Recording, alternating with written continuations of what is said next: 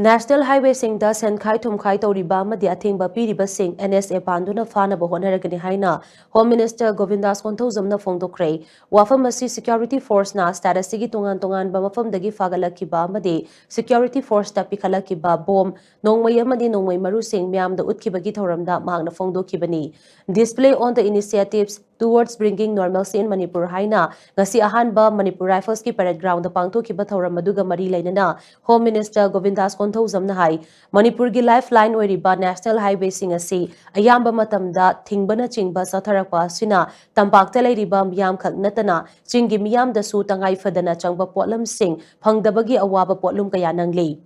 Masi yamna laibak thiba mani hiramasi gi matangda lengakna kupna khanaduna oiriba phibam asi lakshinaba kana honari National Highway singda oiriba phibam asi kokhanaba Control of National Highways Land and Traffic Act 2002 Regulation of Highway Traffic and Removal of Unauthorized Occupation or Physically Obstruction gi makhada notification ama atuba matamda thoklagani Notification asigi matungina highway da lokaina senkhai tumkhai tawriba amadi ayadapan piriba sing phabaga loinana NSA gi makhada detain taunaba honaragani masida natana statusida Prevention of Damages to Public Property Act 1948 atuba matamda implement tawragani haina mahangna fongdokhi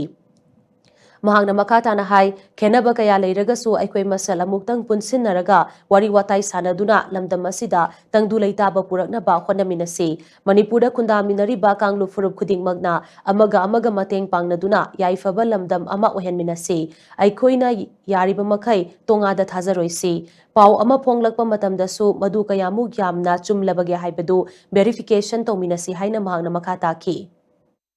Tampak talaga prasada na tana chingi tongan prasa punang singa sisu essential commodities aduga darkar oi ba polam da tana atopa medical ki ate polam kaya shortage la kanuna koi da awa ba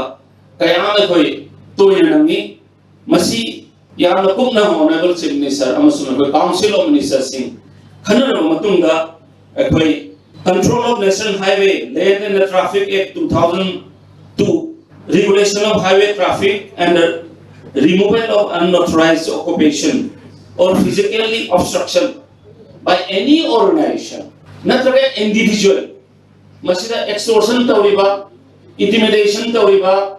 aduga driver, wana la aba driver pun masida fitan tawriba, makoi singsi, akoi atu matamda notification mathoklaga, makoi singasi, akoi aini matungina. Makoi akoi fagani amasung NSA da akoi detain tawna ba akoi yam thuna akoi hola jagani hai basima masi ai hang ma da thamjali